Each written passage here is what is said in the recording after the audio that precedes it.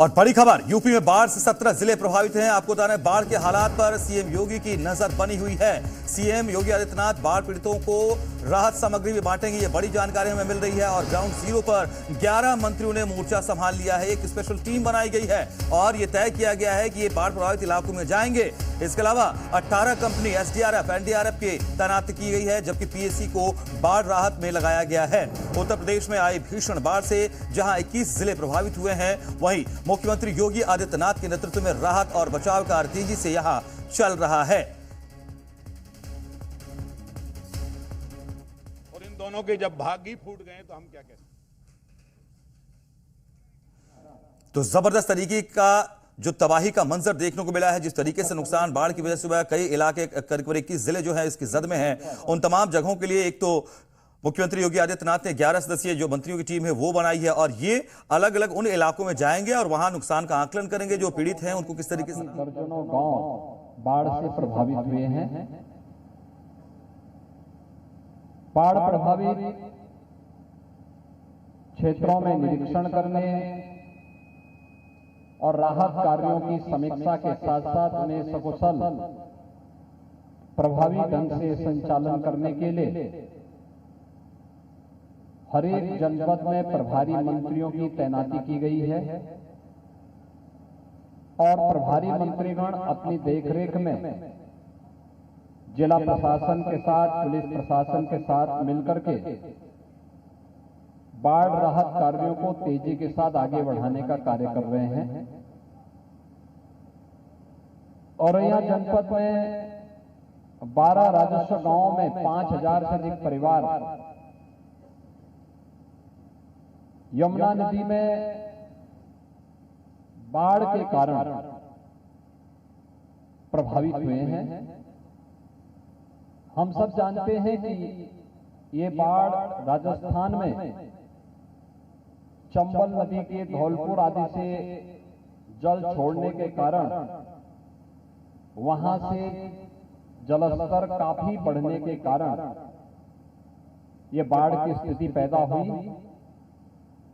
सामान्यतः हम देखते हैं कि जो खतरा का निशान है यमुना जी में वह 113 मीटर है, लेकिन उससे भी 4.5 मीटर ऊपर, खतरे के निशान से भी 4.5 मीटर ऊपर जल का स्तर पहुंचने के कारण ये स्थितियां पैदा हुई, जिसके कारण आगरा, इटावा का आंशिक क्षेत्र, औरैया, जालौन और यमुना जी के तटवर्ती क्षेत्रों में बलिया तक का वह क्षेत्र, क्योंकि प्रयागराज में मां गंगा के साथ यमुना जी का मिलन हो जाता है, लेकिन ये क्षेत्र बलिया तक पूरा प्रभावित होता गया। इन सभी क्षेत्रों में बाढ़ राहत कार्यों को प्रभावी ढंग से आगे बढ़ाने के लिए और पीड़ित परिवारों को आर्थिक सहायता उपलब्ध करवाने के लिए सरकार ने अपने स्तर पर पीएसी की फ्लड यूनिट को, एनडीआरएफ को, एसडीआरएफ को तैनात किया है। हमारी आज वर्तमान में भी अलग अलग क्षेत्रों में इन सब की जो यूनिट है वह प्रभावी ढंग से बाढ़ कार्यों का निरीक्षण करके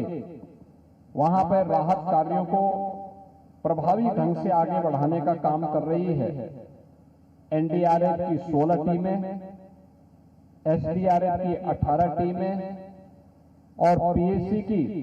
फ्लड यूनिट की 31 टीमें वर्तमान समय में बाढ़ प्रभावित जनपदों में जहां कार्य कर रही हैं, वहीं इन सभी 21 जनपदों में 1250 से अधिक नौकाओं की व्यवस्था के माध्यम से भी नागरिकों के आवागमन के कार्यक्रम को सुचारू बनाने का कार्य किया गया है। पर्याप्त मात्रा में नौकाओं की व्यवस्था के साथ ही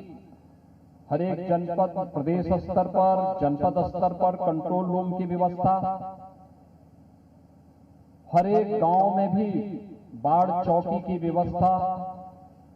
और राहत कार्य के लिए जिन लोगों को सुरक्षित स्थानों पर पहुंचाना पड़ा उनको सुबह का ब्रेकफास्ट दोपहर का और सायंकाल का भोजन की व्यवस्था, शुद्ध पेयजल की व्यवस्था, पशुओं के चारे की व्यवस्था। जो लोग अपने घरों में सुरक्षित रह सकते हैं, उनके घरों की व्यवस्था की दृष्टि से हम लोगों ने वहां पर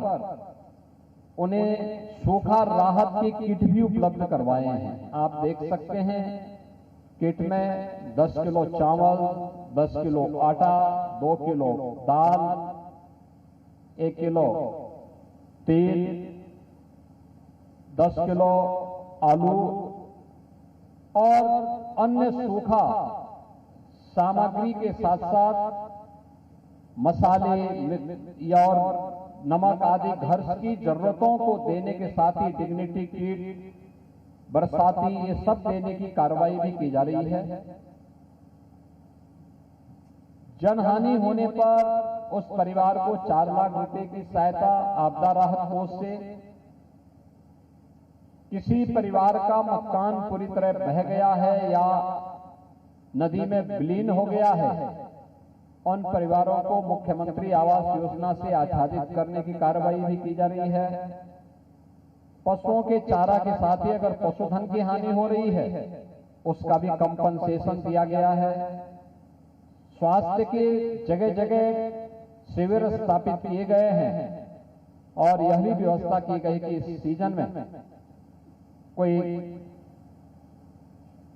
एंटी रेबीज वैक्सीन की व्यवस्था